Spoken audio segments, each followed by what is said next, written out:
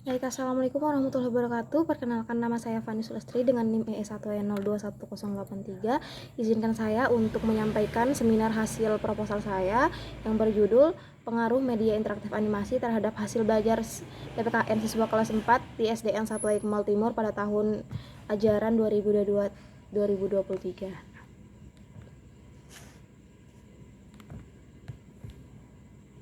Oke. Nah, pada hasil observasi aktivitas belajar, diketahui bahwa penggunaan media interaktif animasi itu sudah terlaksana dengan baik dan mendapatkan respon yang positif, yaitu siswa itu terlibat aktif dalam proses pembelajaran. Nah, hal tersebut itu dapat dilihat dari skor pencapaian siswa dalam kelompok eksperimen. Pada pertemuan pertama, dia memperoleh skor yang dicapai sebesar 72 dari skor maksimalnya sebesar 84, yang dimana dalam beberapa indikator sudah memperoleh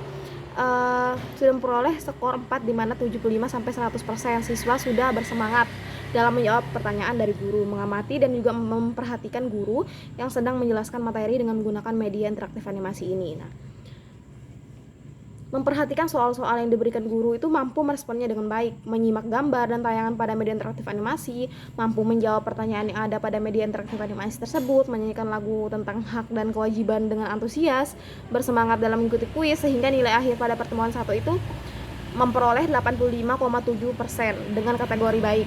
Nah, selanjutnya pada pertemuan kedua memperoleh peningkatan skor yang dicapai sebesar 78 dari skor maksimal sebesar 84. Nah, pada indikator sudah banyak mendapatkan skor 4, yaitu dari 75 sampai 100%. Yang dimana pada aspek aktivitas siswa dalam menggunakan media interaktif animasi ini, selama proses pembelajaran 8 dari 10 indikator yang memperoleh skor 4, 75 sampai 100%, sehingga pada pertemuan kedua ini mendapatkan nilai akhir sebesar 92,8% dengan kategori sangat baik. Kemudian pada tabel data nilai pretest kelas eksperimen dan kontrol. Nah, berdasarkan data tersebut, siswa itu mengikuti kelas eksperimen dan kontrol berjumlah 46 siswa, di mana nilai rata-rata pretest kelas eksperimen yaitu 62 dengan nilai tertingginya itu 86 dan nilai terendahnya itu 36. Nilai tertingginya itu 80, nilai terendahnya itu 36. Nah, sedangkan nilai rata-rata pretestnya didapatkan kelas kontrol adalah 64,08 dengan nilai tertinggi itu 96 dan nilai terendahnya itu 60. Baik. Selanjutnya pada tabel data nilai post test kelas eksperimen dan kontrol. Nah, berdasarkan data tersebut dapat dilihat bahwa siswa yang mengikuti post test kelas eksperimen dan kontrol berjumlah 46 siswa. Nah, nilai-nilai yang didapatkan dari dari post test kelas eksperimen yaitu 80 dengan nilai tertinggi yaitu 96 dan terendah itu 60. Nah, sedangkan nilai rata-rata pada post test tersebut dapat didapatkan di kelas kontrol adalah 75,83 dengan nilai tertinggi 92 dan nilai terendahnya itu 60.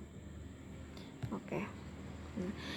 Selanjutnya berdasarkan tabel yang 4.2 dan 4.3 yang sudah saya jelaskan tadi dapat diinvestasikan dalam diagram yang ditunjukkan pada gambar di PPT tersebut. Nah, berdasarkan gambar tersebut dapat dilihat bahwa rata-rata nilai hasil belajar pada siswa ketika diberikan pretest yaitu sebesar 62. Pada kelas Kemudian pada kelas eksperimennya diberikan perlakuan. Setelah diberikan perlakuan atau treatment dengan menggunakan media interaktif animasi, hasil post pada kelas eksperimen nilai rata-rata itu didapatkan sebesar 80. Nah, sedangkan nilai rata-rata pretest pada kelas kontrol sebenarnya 64 setelah proses pembelajaran dengan menggunakan media gambar atau tanpa perlakuan rata-rata, nilai post testnya kontrol itu didapatkan sebesar 76. Nah, hal tersebut itu menunjukkan bahwa hasil post test kelas eksperimen dengan menggunakan media interaktif animasi lebih besar dibandingkan dengan hasil post test kelas kontrol yang tidak diberikan perlakuan atau treatment. Next. Baik. Kemudian hasil uji normalitas kelas eksperimen dan kontrol. Nah, berdasarkan perhitungan uji normalitas data dengan menggunakan bantuan SPSS 25.0 for Windows, dapat diketahui bahwa nilai signifikan data sebesar 200 dan 156 untuk pretest, sedangkan untuk post-test nilai signifikannya sebesar 200 dan 122.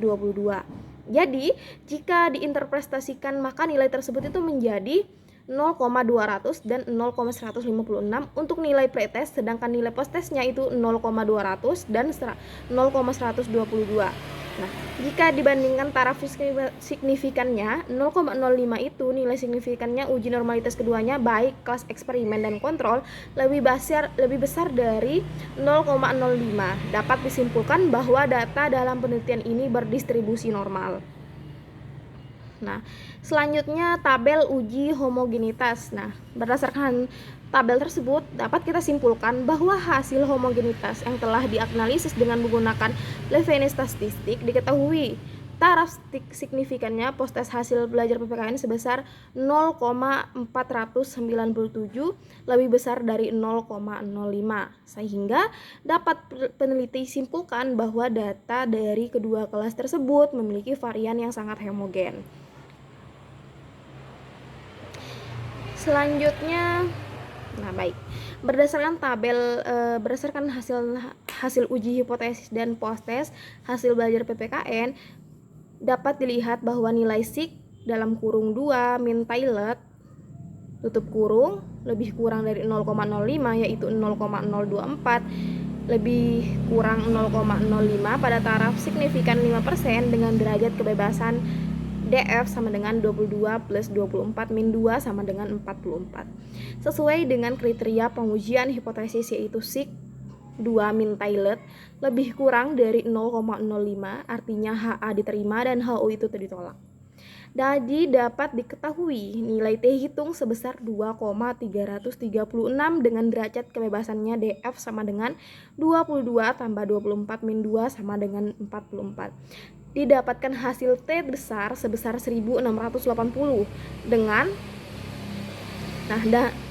itu peneliti menyimpulkan bahwa T hitung 2336 lebih besar dari T tabel yaitu 1680. Nah, artinya HO itu ditolak dan HA itu terima.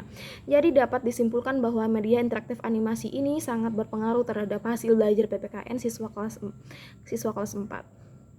Selanjutnya uji efek size. Nah, berdasarkan hasil perhitungan di PPT tersebut bahwa hasil uji size ini didapatkan hasil sebesar 0,65. Dilihat dari kriteria berada pada kisaran nilai 0,5 lebih kurang dari D lebih kurang dari 0,8 yang berarti dapat disimpulkan bahwa media interaktif animasi berpengaruh terhadap hasil belajar PPKN siswa kelas 4 SDN 1 Aikmau Timur tahun pelajaran 2022-2023. Jadi cukup sekian pembahasan seminar proposal saya. Jika ada salah kata mohon dimaafkan. Wabillahi taufiq wal hidayah. Wassalamualaikum warahmatullahi wabarakatuh.